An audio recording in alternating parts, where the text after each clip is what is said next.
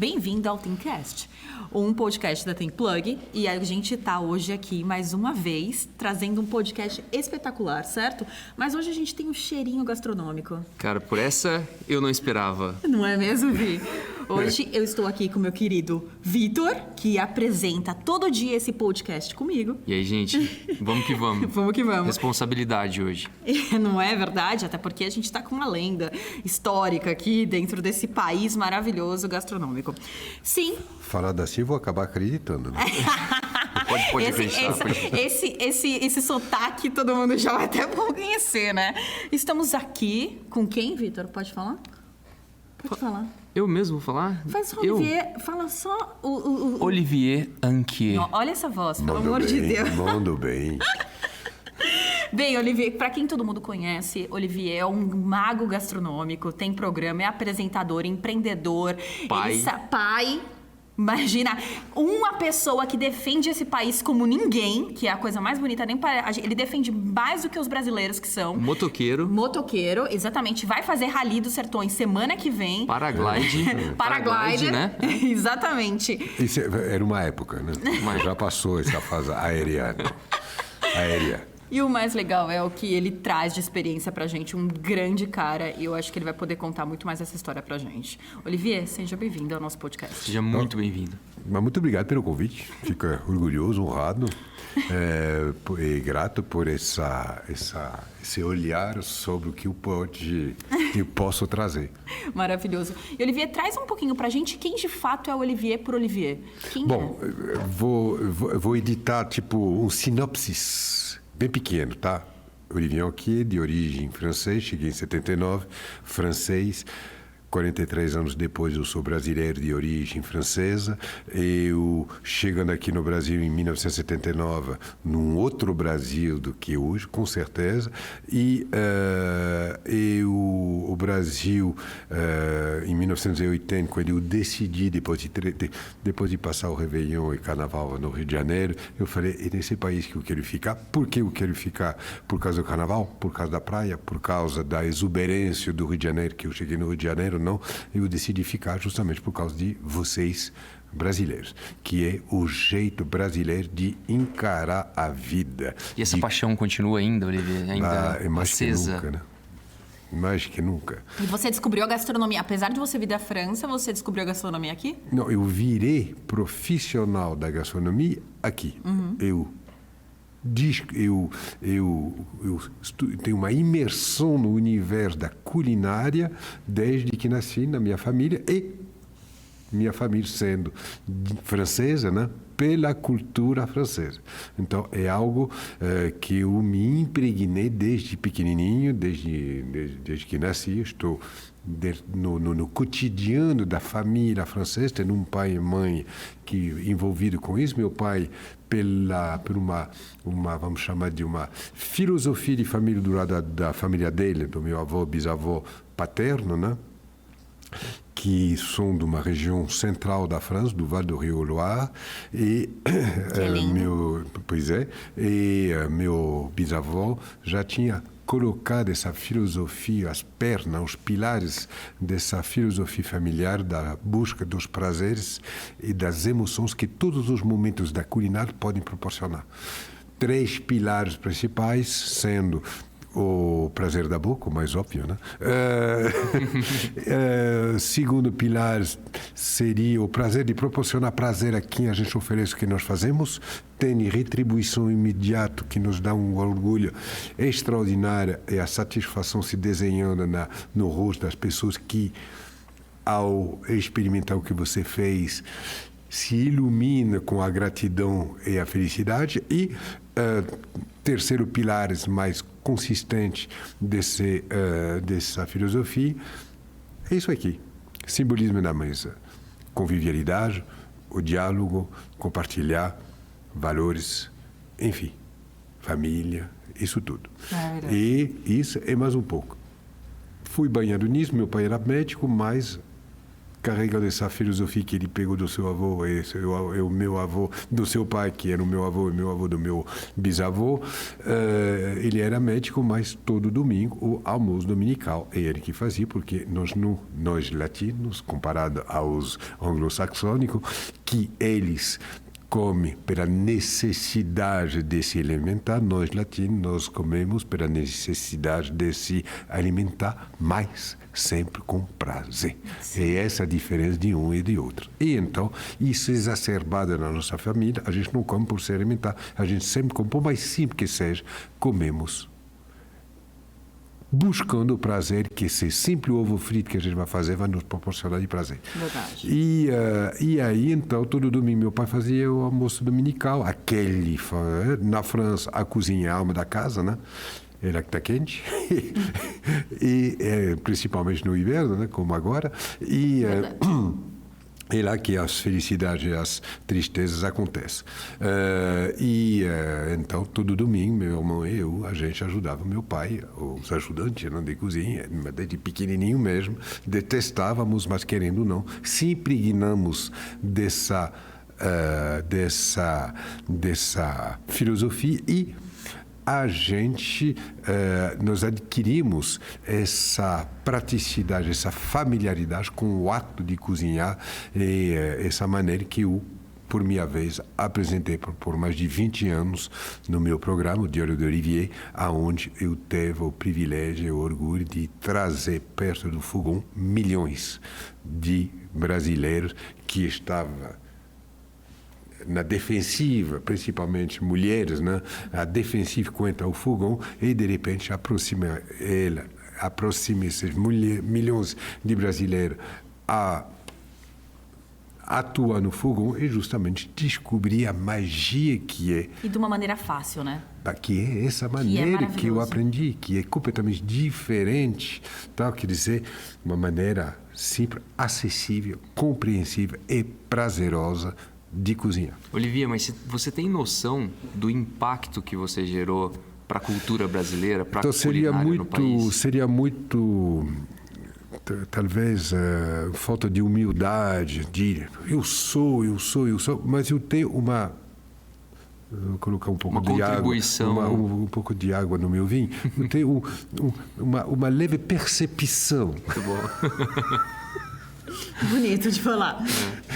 Uma leve percepção que eu deve ter efetivamente participado de uma forma concreta no movimento que fez evoluir muitas coisas na casa do brasileiro e em todas as camadas sociais. É porque a partir de você muita coisa nasceu, essa é a verdade. Assim, o mundo já era mundo, as coisas já existiam, mas a partir de você marcas nasceram, programas nasceram, pessoas foram transformadas. Acho que pessoas tomaram isso, milhares de pessoas tomaram isso como carreira para o dia a dia, né? De falar, pô, eu quero ser o novo Olivier, né? Eu quero trazer essa percepção. E nesses 3 minutos que você falou um pouquinho sobre isso, já dá para ver o amor que você... Acho que não daria para fazer tanto tempo isso se você não tivesse amor, né? 20 anos de programa, tanto tempo no Brasil. Acho que é o amor que te move a isso, Olivier? O amor à vida. Eu não gosto muito de utilizar essa palavra amor, que está sendo utilizada em tudo quanto tem momento, quanto ocasião. Qual que é a tua palavra? Eu acho que é autenticidade. Eu acho que na vida a gente tem que fazer as coisas com autenticidade. E autenticidade, que quer dizer sinceridade, que quer dizer consistência, justamente. E eu acredito que seja uma marca minha. Eu não consigo fazer as coisas diferentemente. Muitas vezes, vou pegar um exemplo, eu ouço, né? Na minha vida eu tenho um tempo para isso, eu tenho um tempo para a família, eu tenho tempo para academia, eu tenho dividindo a sua vida em fatias. Eu não consigo fazer isso. Não quer dizer que eu não faço nada de tudo isso. Eu faço, se não tudo isso, eu faço um monte de coisa, mas não separando isso em fase. Em caixinhas, né? Sabe por quê? Tipo pizza. Pega uma pizza, pum, fatia. Eu não consigo, porque minha vida é uma só. Eu não fatio a minha vida. E então, como em um tudo, eu consigo incorporar todas essas atividades, desenvolver todas essas atividades e sempre movido, independentemente do que eu faço, sempre movido pela mesma energia, que é justamente o prazer de fazer o que eu faço, independentemente do improvável que isso pode parecer. Essa autenticidade, esse prazer se traduz, acredito eu, pelo resultado como um sucesso. Olivier, a gente fala muito com o empreendedor brasileiro aqui, para quem quer começar a empreender ou quem já empreende.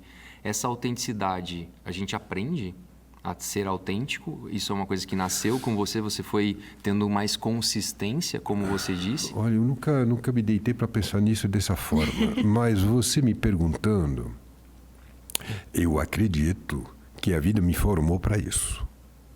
Eu acredito que a vida me formou para isso.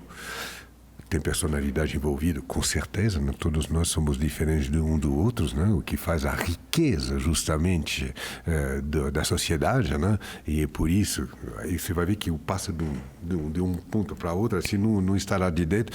Então, falando isso, essa riqueza que nós adquirimos, invadindo os territórios constantemente dos outros, sabendo invadir esses territórios, que seja de forma, que seja emocionais, que seja profissionais, que seja geográficos, que seja qualquer tipo de territórios, temos que saber ser invadidos nos nossos território. É dessa forma que a gente se enriquece. E aí, voltando atrás no papo, significa que essa riqueza da sociedade, quando a gente se fecha numa bolha, a gente murcha, né? A gente não evolui, a gente não se enriquece. E é por isso a importância e é isso que me fez escolher o Brasil, essa maneira de se comunicar, de se relacionar, de enxergar a vida, de o tempo inteiro estar próximo do outro, que hoje um dia, infelizmente, mas no mundo inteiro, né? Está muito difícil. Está muito difícil, mas ainda sobrevive no Brasil. Sim. E para mim isso é muito importante. E então essa personalidade, voltando à sua pergunta, você viu como que eu vou? Voltando à sua pergunta, então, personalidade, com certeza, a vida me fez enxergar o quanto a autenticidade era. Educação familiar também ajuda, e muito, né? A gente aprende isso dentro da nossa família. A família te educa, não é a escola que te educa. Verdade. A escola te instrui. Boa. A nossa obrigação, enquanto pai, é educar nossos filhos. A gente não paga para educar. Então, isso eu recebi em casa. É isso, é dessa forma que está. E a experiência da vida me mostrou que está certo. E natural, né? Autêntico. Você faz isso com a sua filha? É igualzinho como você coloca ela para cozinhar, você faz, porque ela está numa idade super... Então, você provoca. Você provoca as coisas. É claro, um pai, que seja mãe ou pai, né? Estamos, com certeza, constantemente colocando os nossos filhos dentro de um trilho que nós consideramos o melhor para preparar ele ou ela a realidade da vida futura. Sim. Que ela vai encontrar enquanto adulta, estar preparada para justamente se posicionar e ter consciência que ele ou ela é no meio de uma massa, e que dentro dessa massa que nós chamamos de sociedade, ele ou ela consegue entender como que essa massa se move, né? Para que dentro desse movimento de massa, da qual ele não pode se extrair, porque a gente não pode ser antissocial. Sim. Somos dentro. E nós temos que somar. E para justamente se sobressair dessa massa, para trazer algo para somar, a sociedade na qual a gente vive, a gente tem que entender ela, e para entender a gente tem que estar preparado e preparado para entendê-la. Justamente. Você trouxe uma coisa... Somos nós que fazemos isso. Você trouxe uma coisa que não é tão comum, né? Não está no senso comum a gente começar falando sobre duas coisas que você já trouxe. Autenticidade. É difícil começar uma conversa já falando, pô, esse é um ponto de ser autêntico. E aí, quando a Ana te questionou sobre sua filha, você usou uma palavra que a gente gosta de usar muito nesse mercado hoje. Não é nem gostar de usar, é a expectativa que a gente acredita quando a gente faz melhor as perguntas, que é provocar. Eu acredito que fazendo melhores perguntas, que talvez sabendo provocar a sua filha, você consegue mudar isso, né? Faz sentido? Totalmente. Você provoca pelas atitudes e a riqueza que você traz dentro do núcleo familiar. Com certeza. Então, eu estava falando a respeito dos filhos, mas os filhos são rebeldes desde o nascimento. Nós fomos. Sim. E nosso papel é controlar isto. Verdade. E saber transformar isso como uma qualidade.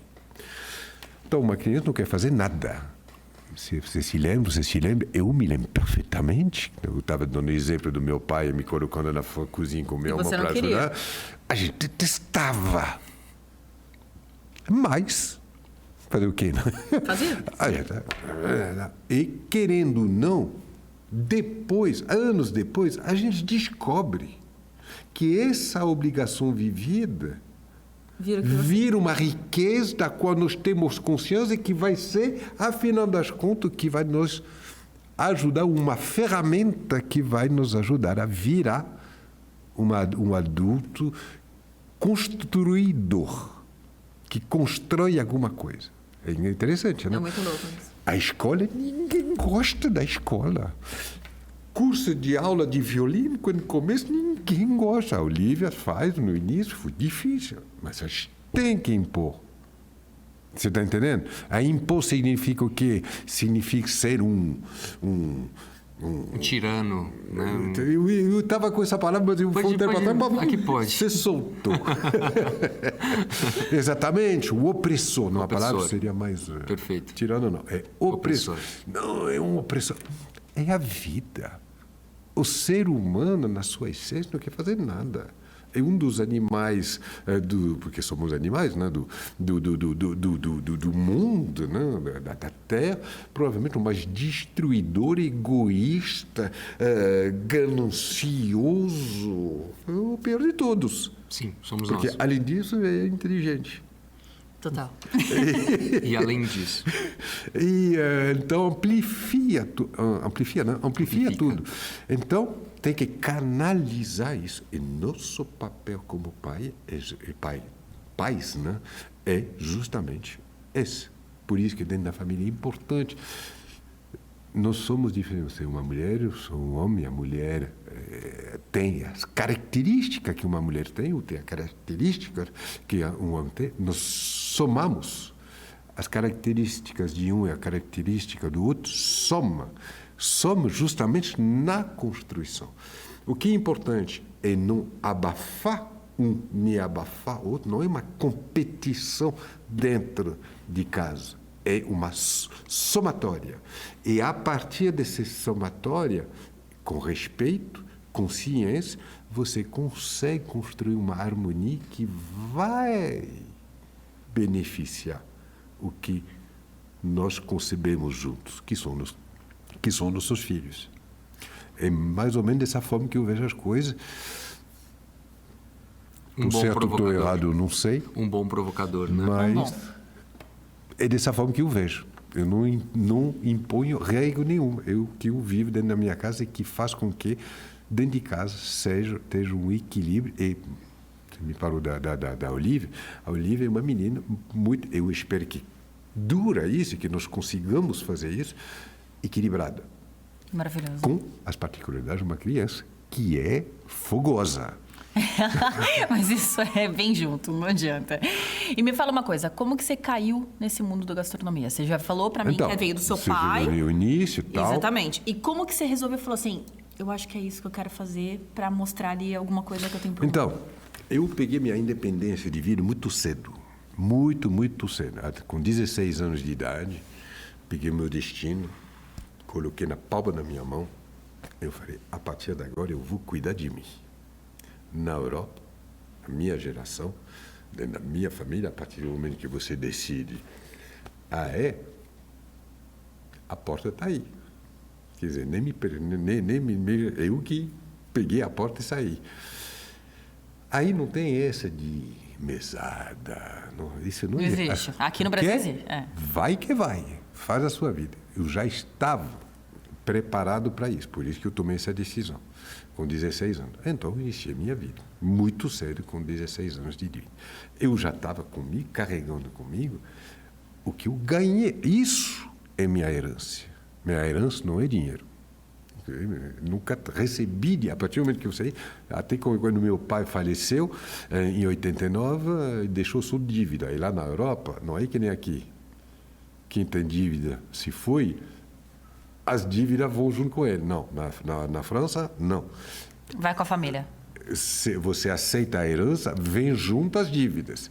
Então, olha, não sabia disso. Não, mas lá é assim. Significa o quê? Que assim que o meu pai faleceu, assinamos, não queremos nada, nem aquele armário da Normandia familiar que estava. Não, isso vai tudo.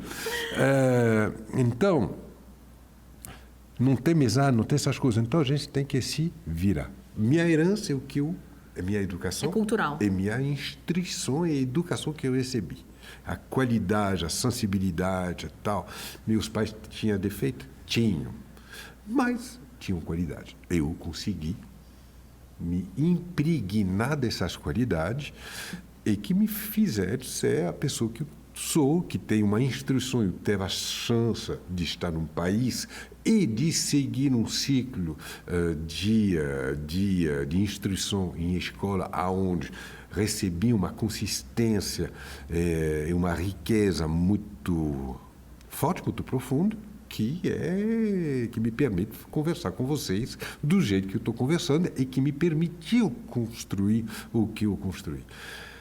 Aí, essa coisa de cozinhar no domingo e tal, se impregnar dessa filosofia, quando eu descobri que, sabendo cozinhar dentro de um grupo, é tão impactante quanto aquele rapazinho com o cabelo todo caracolado que na praia, em volta de uma fogueira, toca aquele violãozinho, e todas as mulheres ficam assim. Não tem essa. E aí você assistindo, você fica... Nossa, e a gastronomia dá isso também, é verdade. Então, eu descobri que saber cozinhar te fazia diferente. Dentro de um grupo. Porque você já tinha, falando da sua carreira um pouco, né? Você veio para o Brasil e logo você começou a modelar.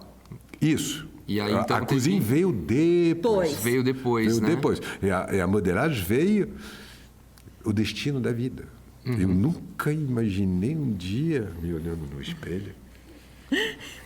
Esse cara poderia ser modelo. Mas quem está assistindo a gente, quiser acessar o Instagram do Olivier, ele vai ver que tem uma foto com a Silvia Pfeiffer de 80, né? De 1980. Vocês vão entender o que a gente está falando aqui sobre o Olivier ser modelo, né? Não foi um simples modelo, foi um modelo que depois voltou para Paris, né? Do Brasil, voltou para Paris depois para modelar. Em 84, exatamente. Depois de ter passado 4 anos aqui direto. Então, foi justamente nessa época que eu fiz essa profissão que eu iniciei, porque nessa época, quando eu cheguei, não falava português, eu não tinha uma profissão definida e tal. E um amigo meu francês que eu conheci no Rio de Janeiro falou: por que você não faz modelo? Você quer ficar nesse país? Porque um modelo, aí bota preconceito, tudo que você quer lá dentro. Aí eu falei: tá, tudo bem, mas pelo menos com essa profissão você não precisa falar. Então, chama o teu amigo lá em São Paulo, Pascal Ballon, um fotógrafo francês, que trabalhava com uma mulher chamada Regina Guerreiro, talvez vocês já ouviram falar, e tal, que trabalha para a Vogue e tal. E falei: bom, se de repente essa profissão me dá suficientemente de o que me faz ganhar suficientemente para eu comer e nesse tempo poder aprender a língua e uma vez dominada a língua, coisas. Aí poder bater na porta para uma atividade profissional que corresponde mais à minha personalidade, por que não? E aí foi assim que começou. Mas então, a culinária, para voltar à sua Porque pergunta... tem esse ponto de virada, né? Entre modelo para culinária. Pois né? é, mas então, como você me perguntou, como que eu entrei, então, para só terminar esse fio, então eu descobri que saber cozinhar te fazia diferença dentro de um grupo. Sim. Realmente. E aí a filosofia, aí que eu entendi que eu tinha captado essa filosofia de família, proporcionar prazer às pessoas a quem a gente oferece o que nós fazemos, e aí então fazendo isso fez com que realmente eu percebesse que eu era diferente, eu era olhado e recebido e acolhido de uma forma, né? Eu sabia muito bem cozinhar, herência, mas sabia muito bem cozinhar um prato, para 1, para 2, para 10, para 20, para 30. Agora, essa realidade de chefe fazer uma mesa de três pratos diferentes que saem os 3 na mesma hora, isso eu não tinha a mínima ideia.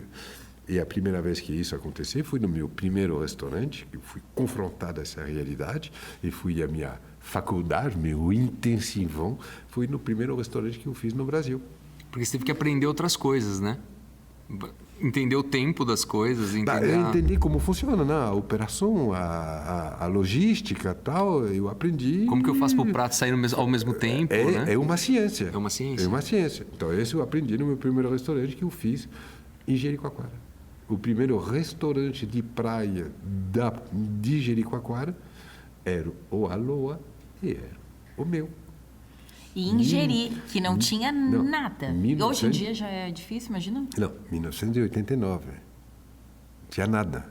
Um vilarejo de caiçara de origem indígena, os porcos na rua fazendo serviço de limpeza e o louco gringo montando o primeiro restaurante bar da praia de Jericoacoara. Primeiro gerador de Jericoacoara, nos de energia, sou eu que trouxe. Não acredito. Que louco. Hoje tem aeroporto. Hoje é. Então, essa é a minha particularidade, visionária. Eu gosto de construir o improvável. Tudo baseado no quê? Aquilo que eu falei no início. Quando falava da preparação dos nossos filhos, tal. É entender a sociedade que a gente para poder entender, ver como que ela funciona, para aí poder antecipar, projetar, ter a visão do futuro. Você acredita que a gente fala muito sobre futuro, tá, Olivier? A gente tem um braço de estudos dentro da nossa empresa e eu sou o futurista dentro desse braço para a gente estudar um pouco sobre o futuro. Você navega bem nesse futuro? Você aceita bem o novo sempre? Porque é um desafio, né? Tem pessoas que não lidam muito bem com isso. Né? Então, até que eu me dava relativamente bem. Mas hoje em dia, quando eu falo futuro, a minha vida está atrás. Eu tenho 62 anos de idade, eu construí, eu já provei, eu não tenho mais nada para prover para ninguém, nem mesmo para mim. Então, está atrás. Daqui para frente, quando eu penso em futuro, não penso no meu. Quando eu penso no futuro para mim, eu penso que me resta ainda de energia para poder viver intensamente tudo que eu vou viver. Você gosta da palavra legado? De deixar um legado? Mas com certeza. Com certeza. Principalmente quando você tem filhos, você deixa um legado. Sim. É por isso que a gente tem que deixar eles preparados. Qual tipo de legado, né? Mas você continua empreendendo, mesmo você falando assim, que você pensa, sim. Você abre coisa a cada momento. Exatamente. Mas vamos botar a palavra futuro, a minha relação com o futuro. Porque esses empreendimentos que eu faço é presente. Total. É uma projeção, alguma coisa que vai continuar no futuro, mas para mim é muito, muito presente. Sim. A palavra futuro, como que eu enxergo o futuro hoje, eu só enxergo através da minha filha, de 5 anos. Os outros filhos são adultos, têm 30, 27 anos, são adultos. Ela, não. E minha relação com esse futuro, essa projeção para o futuro, hoje, é para ele. E hoje me impede de dormir. Hoje eu não consigo dormir direito por causa dessa noção do futuro. Porque, como pai, eu tenho que preparar a minha filha, o meu filho, o futuro que ela vai encontrar e poder estar preparada para se colocar nesse futuro.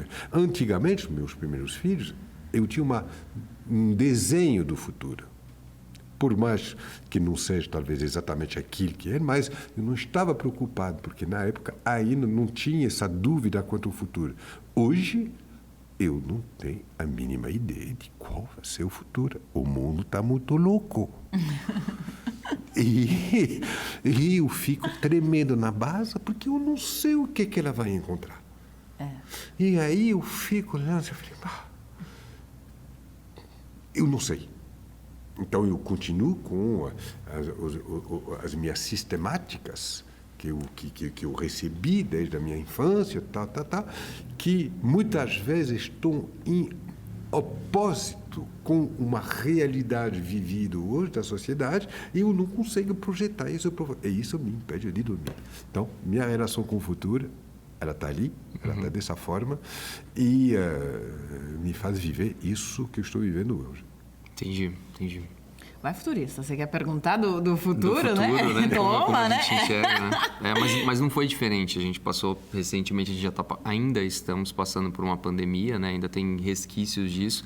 E a gente parou para pensar que o futuro ele é completamente incerto. Antes a gente tinha a imprevisibilidade, a incerteza que a gente tinha, não era uma coisa que vinha tanto, né? Hoje a gente, com o mundo, parece que acelerou. Né? A visão de dormir, as pessoas dormem menos, é fato isso hoje, é cientificamente comprovado que a nossa qualidade do sono não é a mesma que a gente tinha há um tempo atrás, dado aos resquícios tecnológicos que a gente utiliza todos os dias, as ferramentas que a gente utiliza, a gente não dorme mais. Faz com que a gente durma menos, né? E pensando nisso, você me provocou. Antes de começar aqui, você trouxe uma provocação muito positiva para mim, porque é uma coisa que a gente usa no nosso dia a dia, a gente fala muito sobre experiência. E aí eu caí em contradição e ainda eu estou entendendo se eu gosto ou não, mas fez muito sentido. Quando eu assisti uma entrevista sua que você trocou experiência, você gosta da palavra vivência. Esse é meu lado francês. E aí eu gostaria até que você falasse um pouco, porque acho que talvez se eu escutar isso frente a frente agora, faça mais sentido ainda. Porque como a gente trabalha com cada cliente de uma forma diferente, a gente tem que criar essa experiência que a gente chama diferente, porque cada cliente é uma unidade, cada cliente a gente tem que olhar no olho e entender a necessidade. Só que aí, quando você traz essa noção de vivência, começou a fazer mais sentido isso, mas como que você enxerga? Por que é diferente? É diferente. Eu gosto do vocabulário. Eu gosto da riqueza do vocabulário que todas as línguas têm. Por isso, quando você vê, esse é meu lado francês. Você sabe que os franceses foram muito na defensiva para deixar entrar dentro do cotidiano da língua francesa todo esse palavreado em inglês, anglo-saxônico. Sim. Isso, os franceses da minha geração. E da seguinte. Aí depois abriu generosamente um vocabulário, um palavreado, inclusive muito por causa da tecnologia, né? Anglo-saxônico e inglês americano. A língua portuguesa é uma língua rica e que cada palavra tem a sua força. Para que trocar essa palavra quando a nossa é muito mais expressiva do que quer passar? Experiência, tudo é uma experiência. Agora, vivência é outra força, é outra profundidade, é outra emoção.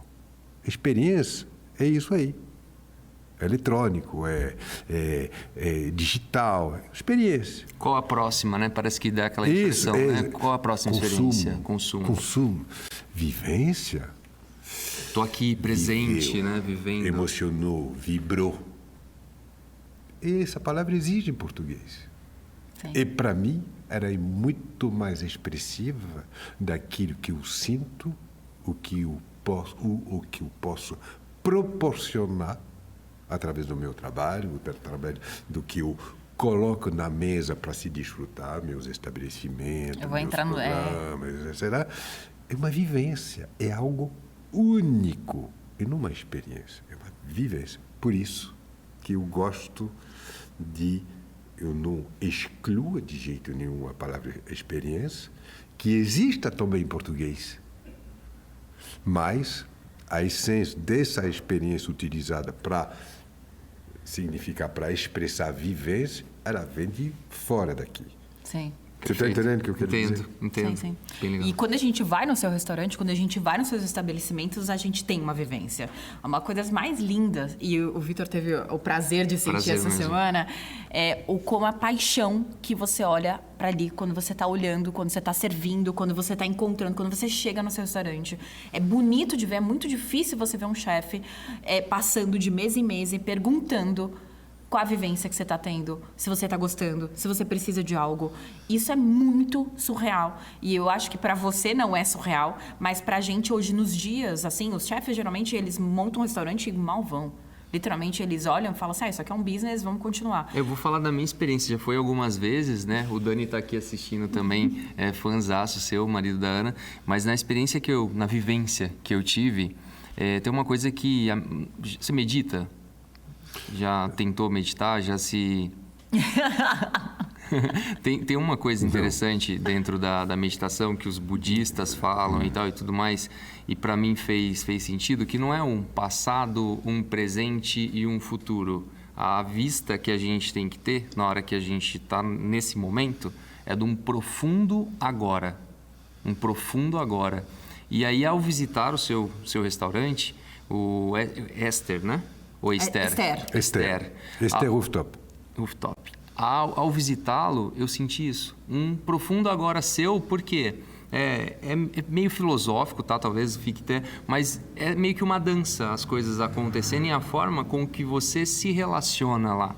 E aí você sentou na nossa mesa, conversou com a gente sobre a tua visão, que esse momento é único, o momento nosso de sair, né? A gente está saindo da empresa, indo direto para lá, você nos recebeu e falou, pô, esse é o momento de vocês. Não sei quantas chances... E aí eu parei para pensar assim, pô, quantas chances como essa eu vou ter?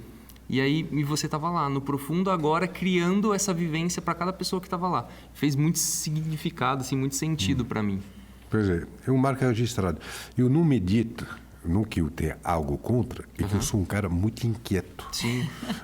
Meditação são para os inquietos, mas eu te entendo. Muito inquieto. Do outro lado, a meditação trouxe para você acabou de falar,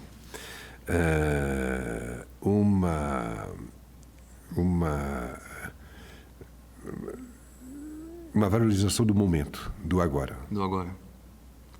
Essa valorização do agora, no meu vocabulário, na minha que eu tenho costume de falar, o paraíso é agora.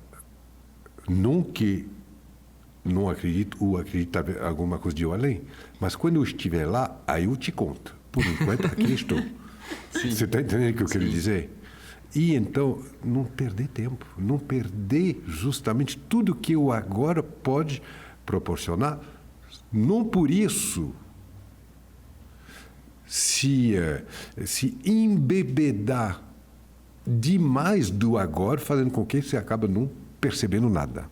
Então, tem um equilíbrio a ter que acredito seja importante, mas é importante não deixar de viver o que nós podemos viver com respeito, consciência, agora. Isso com certeza. Isso é uma parte.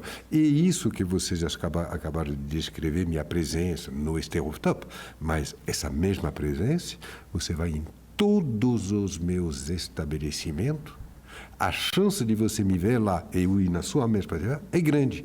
Só que acontece, eu sou um só. Eu ia te perguntar se já tem clones seus já nos outros restaurantes. Mas eu não tenho clone, mas eu tenho um scooter. Que faz com que, na realidade de São Paulo, estou aqui agora no Esther, 10 minutos depois estou no outro Côte d'Olivier da Maio Ferraz. Depois, 10 minutos depois, eu estou no Conjunto Nacional, no Mundo Pão de Olivier, ali, e fazendo exatamente isso. O que eu gosto. No paraíso. Gente. No paraíso, né? Eu gosto de gente. Eu sou um contador de história. Para contar história, você tem que saber ir buscar e viver as histórias. E você tem que se colocar de tal forma que as pessoas te ofereçam as suas histórias. E é assim que você se enriquece. Por isso que eu moro no centro. Eu não moro num gueto. Fala dessa paixão pelo centro. Eu sou parisista, né? E isso é a minha vida. Trombar no cotidiano com dezenas, centenas de pessoas diferentes de todas as esferas, de todas as camadas que o Brasil pode representar. E esse trombamento no cotidiano, quando eu estava falando de território, invadindo, você sendo invadido, é isso, o enriquecimento, fazendo com que, dessa forma, eu me enriqueça. Eu não consigo viver vou falar vulgarmente, entre aspas, né? Num gueto, numa bolha. Eu não consigo, porque aí eu que nem uma flor que... Murcha. Eu murcho. E a gente murcha.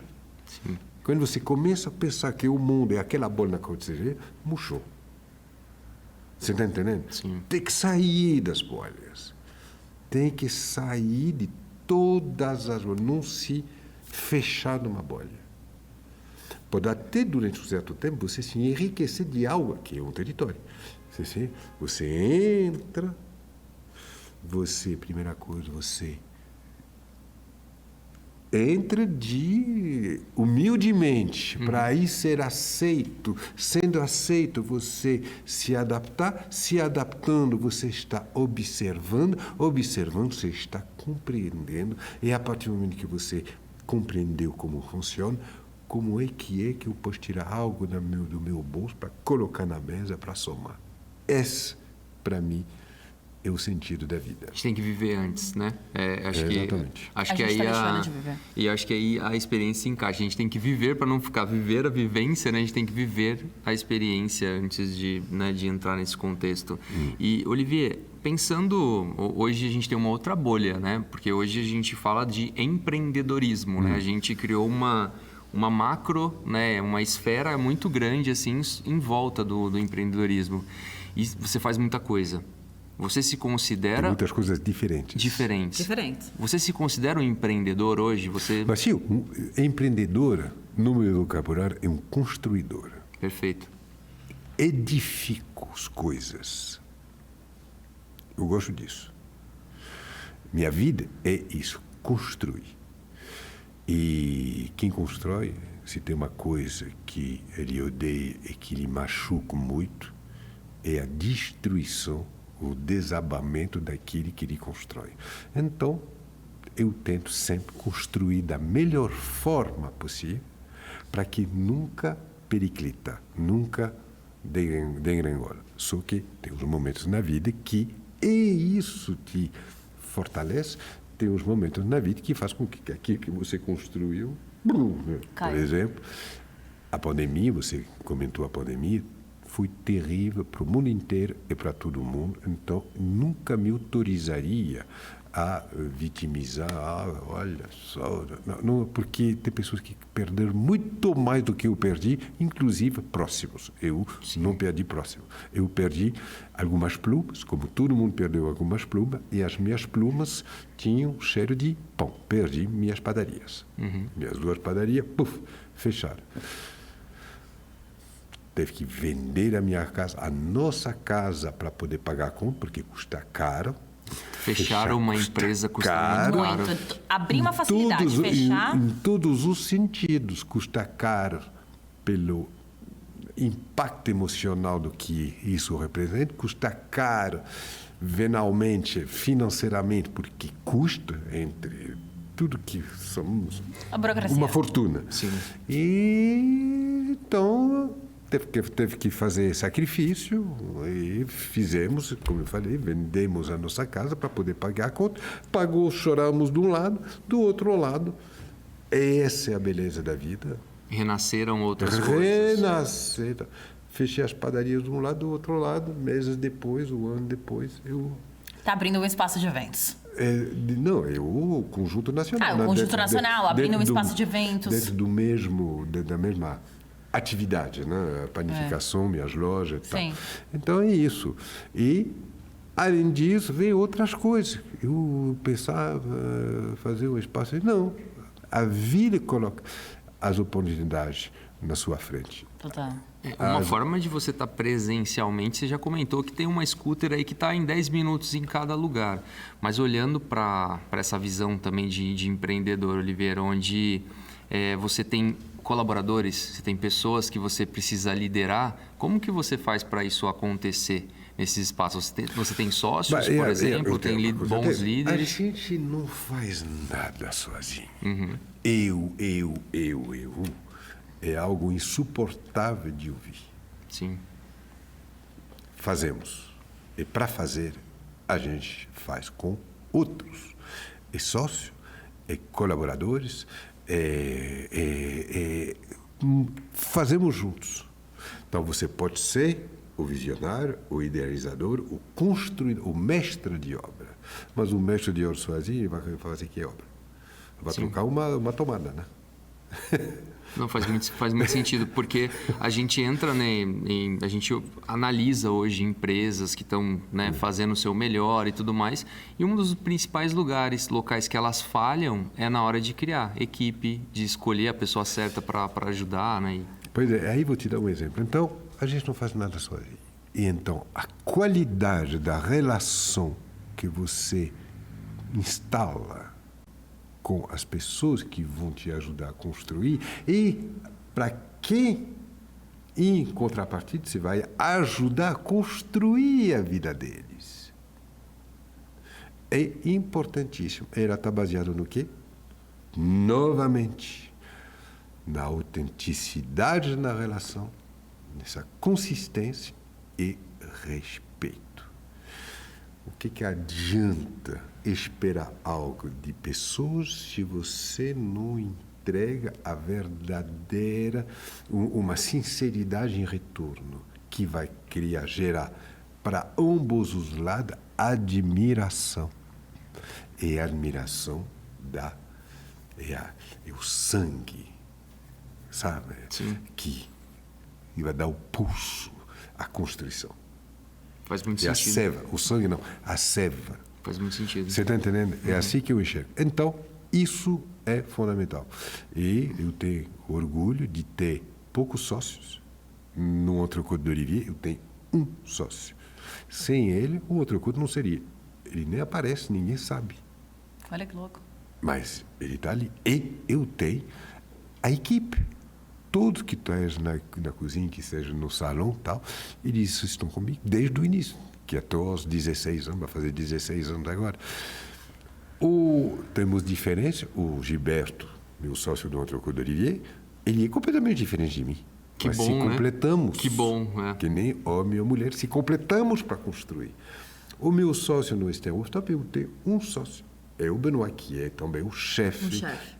Ele tem inúmeras qualidades e inúmeros buracos. Eu tenho outras qualidades, se completamos, que faz com que no Steenhof, você chega lá no Steenhof, é uma viagem sem pegar um avião.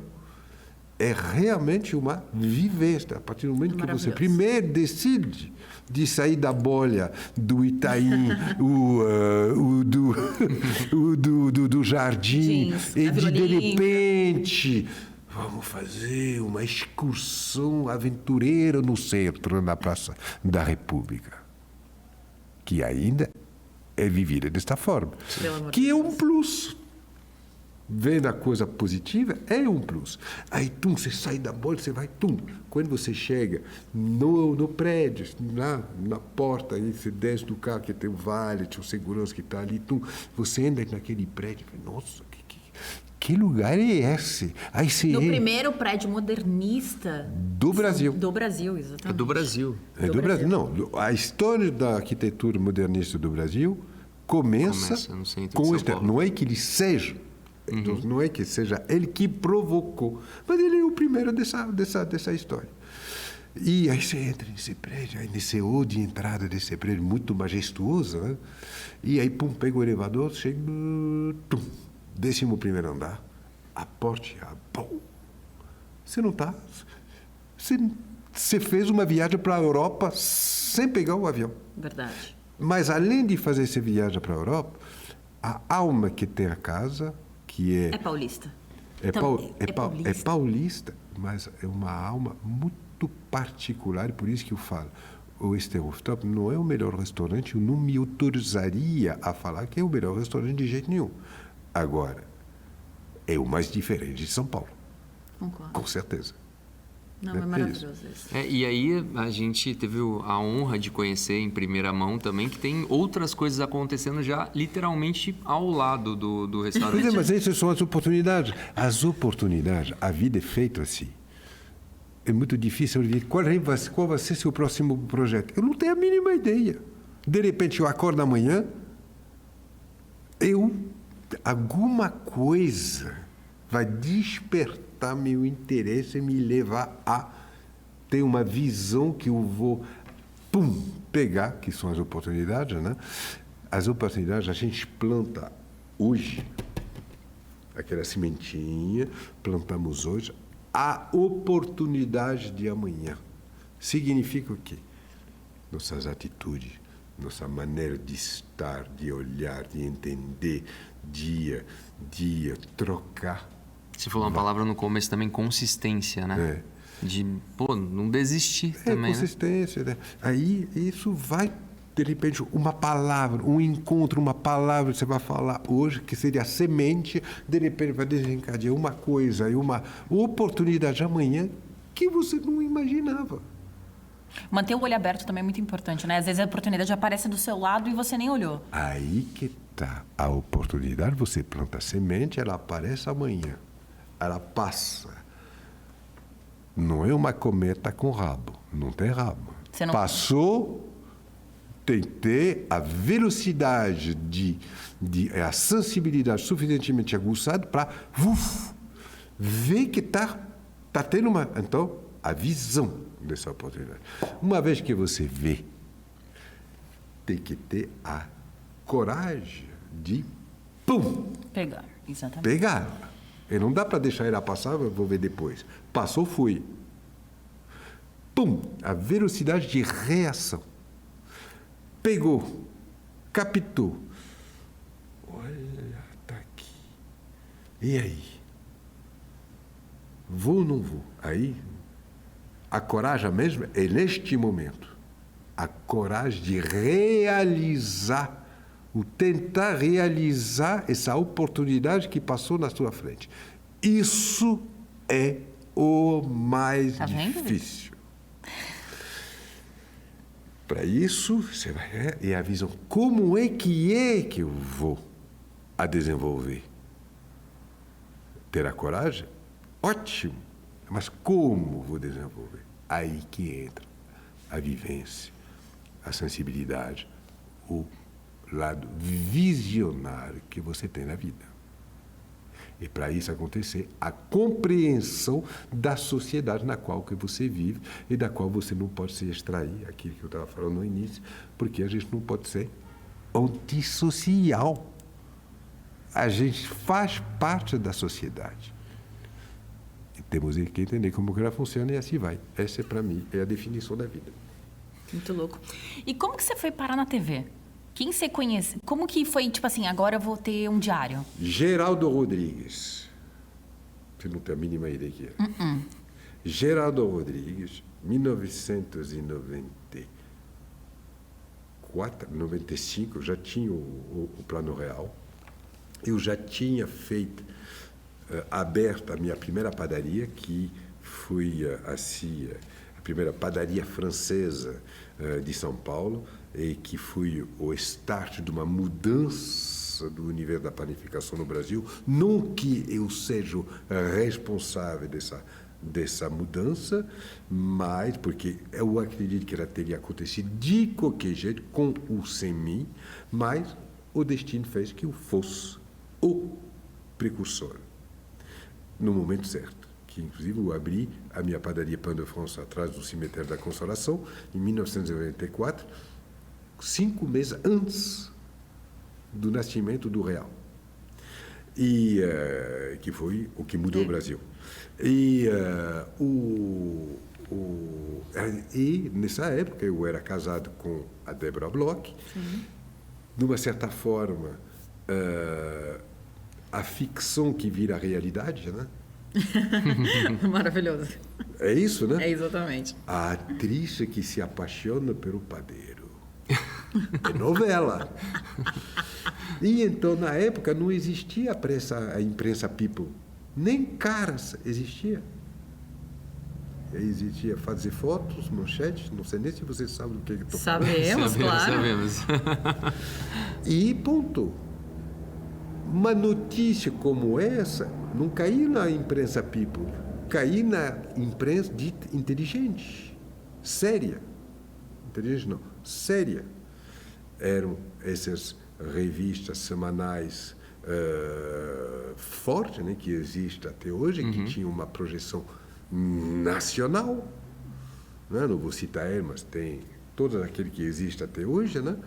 E tinha as televisões, a Globo, as mesmas que tem hoje. Então, essa abertura dessa padaria francesa, que todo mundo achava que eu era louco, por vários motivos, 3 principais, né? A primeira, que não tinha matéria-prima suficientemente boa no Brasil para poder fazer o produto que eu queria fazer, não tem mão de obra suficientemente qualificada para poder fazer o produto que eu vou fazer, e a população, a sociedade brasileira não vai entender sua proposta. Não vai entender. Essa se chama, é fruto do comodismo. Sim. Efetivamente, até hoje, eu trabalho com farinha 100% nacional. Mas não tem a farinha que eu teria se eu estivesse na França? Tá, o que tem? Que eu posso Tem isso? Então, eu vou procurar o melhor nacional, e com esse melhor nacional vou adicionar... Vou ajudar eles a crescer também, né? Adicionar o que eu herdei. Eu sou 3ª geração de padeiro na minha família, eu entendo como é que compensa uma matéria-prima que talvez não esteja da qualidade que eu gostaria que estivesse, mas a minha sabedoria vai me permitir compensar e poder trabalhar. Olivia, mas você ajudou essas marcas também? Você sente que você ajudou essas marcas a crescerem nesse ponto? Marcas, não. A participação não foi... Não. Produtos? Você acha que você ajudou Eu produtos mudei, criados? com certeza, tracei o caminho, com certeza, tracei o caminho, mas não sou eu também. O Real ajudou muito, porque terminando esses 3 problemas, então, matéria-prima, 100% nacional, que seja a farinha, que seja a manteiga, a gordura que usa para fazer meus folhados. Mas no Brasil não tem manteiga especial. Não tem, não. Mas tem um profissional que entende como manipular o que tem para fazer o melhor, se não melhor. Tão bom, se não melhor que lá fora. Os meus corações te garantem que para encontrar um tão bom na França, em Paris, você vai percorrer muitos quilômetros. Maravilhoso. Muitos quilômetros. Tomarei café lá domingo. 100% brasileiros. De dar vergonha à origem do produto. Maravilhoso. Mas não tem mão de obra. É verdade, até hoje.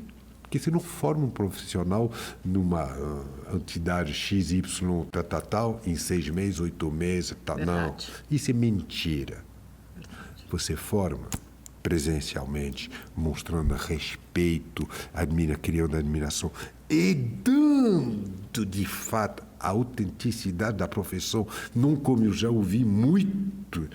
Não, no meu estabelecimento, as minhas receitas, um faz uma parte, o outro faz outra parte. O que você está fazendo? É sacanagem.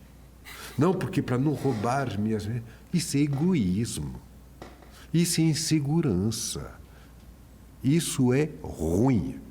Verdade. Como que você quer construir em volta de você uma relação de confiança, de confiança e consistente de verdadeiros colaboradores, se você passa metade das coisas para eles, para te proteger, me poupa, entrega e constrói a relação.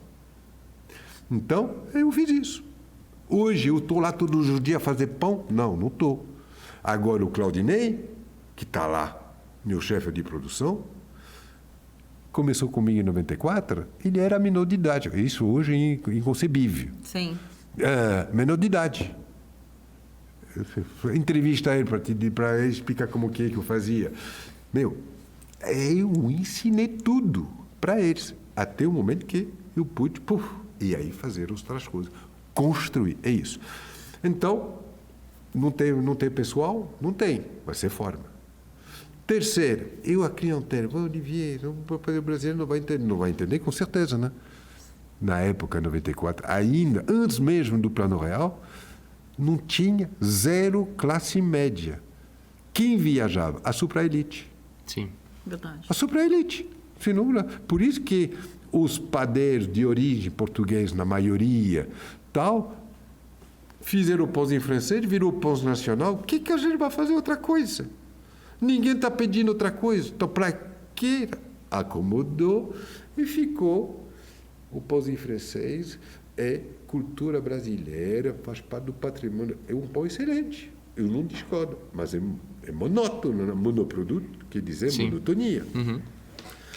Aí, quando eu decidi fazer essa primeira padaria francesa, eu falei, justamente, vou mostrar, estou num país latino, de origem latina, de confissão, na sua maioria, católica. O pão tem um simbolismo violento, quer dizer, verdade, comedor de pão. Não é que minha mãe, que foi lá para a Austrália 48 anos atrás, que fez a primeira padaria francesa de Sydney, fazer pão para canguru, que não são exatamente comedor de pão. Os anglo-saxônicos não são comedor de pão. Brasileiro gosta de um pão como ninguém. Quem? Brasileiro. Como ninguém. São latinos não da América Latina, latinos de essência, como nós, franceses, italianos, espanhóis, portugueses, somos comedor de pão. E porque então eu fiz, não tinha referência, então eu fiz a referência. E a partir daí, com o Plano Real, aí sim começou a se construir uma verdadeira classe média brasileira que começou a viajar, a acumular referência, voltando para cá, começando a exigir. O que deslanchou o Brasil, não só no universo da panificação, não só no universo da gastronomia, não só em toda a sua amplitude que o Brasil pôde produzir e criar e beneficiar a si só, por só, e também exportar. Você conseguiu ver esses dois lados, né? Mas com certeza. Eu vivi aquilo. Então, não é que eu vivi. E me fala, da onde tem esse poder criativo? Da onde você tira as suas ideias? Como que você mantém criativo? Como que você faz? Eu acho que eu já respondi isso. Não, sim, mas fazer um pão diferente. Como que você pensa em fazer um pão diferente? Ou fazer um prato? Aí é de família. E o prato, da onde vem suas ideias? Eu não faço tão diferente, eu não sou um criador. Mas não sei, quando você ia viajar, você acabava pegando um item de um lugar e criava um prato. Mas tudo baseado em algo que eu já tinha me impregnado, aprendido, tal. Aí se desenvolve o quê? Sensibilidade, quer dizer, coesão, coerência. Se descobre alguma coisa, eu já fiz utilizando outras formas, mas eu acho que se utiliza esse ingrediente novo, vai dar certo. Né? É equilíbrio. Esse equilíbrio se adquire com a experiência, com a vivência, né? É dessa forma. Agora, um criador inovador em receita mesmo, eu não sou. Eu não sou um chefe de alta gastronomia. A alta gastronomia Sim. não é meu mundo. Eu vou te dar uma imagem. A alta gastronomia é que nem Ferrari. E a culinária é que nem Fusca. Meu veículo é Fusca. e culinária. Maravilhoso. Adorei essa explicação. Maravilhoso. Resumiu Gente, bem assim. Você falou a palavra resumir. Mas a gente está chegando à parte final aqui agora, Olivier. E aí eu gostaria, a gente faz um bate-bola rápido aqui, de uma dica, de alguma coisa que você, de um livro que você leu, de uma série que você viu, de um programa, enfim, alguma coisa para o pessoal que está assistindo agora o podcast, uma vivência sua, e você fala, gente, isso aqui foi muito bom. Pode ser recente, o último filme que eu vi. Não faz tempo que eu não vejo um filme. Não tem nem tempo, tá empreendendo muito. Não, até porque mesmo o cinema de hoje é muito distante do cinema que eu gostava, e que eu continuo gostando e que eu continuo assistindo, muito raramente, mas que eu continuo assistindo, porque é uma linguagem... Mas pode ser um filme antigo que te marcou também. Obra de filme antigo... Aí você, chauvinista, como se fala em francês, significa muito... é minha cultura, né? Então seria cinema francês, e não necessariamente Nouvelle Vague. Cinema mais dessa... Com texto, com diálogos, até mesmo muito humorísticos, né? Com grandes atores como Gabin e companhia, mas é minha geração. Mas um filme francês que então que eu não posso morrer sem assistir? Souffle au Cœur. Souffle au Cœur, Perfeito. Um filme assim, marcante do cinema francês. Legal. E você, Inês? Eu acho que eu vou deixar uma vivência muito importante aqui, conhecer o centro de São Paulo.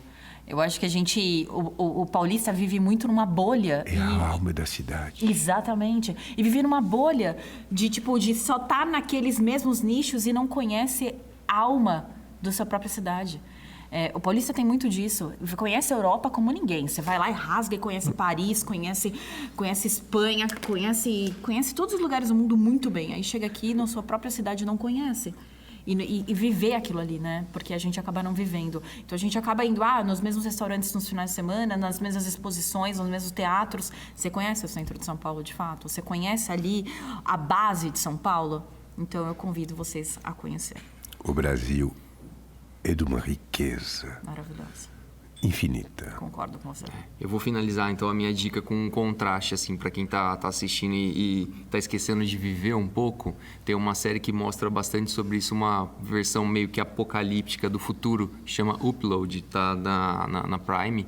E aí, quem quiser assistir, vocês vão ver essa realidade virtual que tem muita gente que tá esperando que vai ser positiva. Eu convido vocês também a olhar um outro lado dela, que talvez não seja tão boa assim. E com isso, gostaria de agradecer demais a tua presença. Eu que agradeço. O teu tempo, que a gente sabe que tá muito foi bom, curto. Né? Você viu? Foi muito sem bom. Roteiro. Fluiu. Sem roteiro. A gente Freestyle. sabe da tua agenda, de tudo que você fez para estar aqui com a gente. Então, muito obrigado mesmo. Foi uma excelente vivência nossa aqui com você esse tempo. Muito obrigado. Fico feliz com isso. Olivier. Obrigada mesmo. E, gente, a gente agradece e a gente se vê no próximo Temcast. Exato, a gente se vê lá e conheçam o Esther também, né? Conheçam Esther Rooftop. Conheçam... E o outro Pão do Olivier. E o Mundo Pão do Olivier no Conjunto Nacional. Esse aí é o meu jabá, né? E o projeto... Exatamente.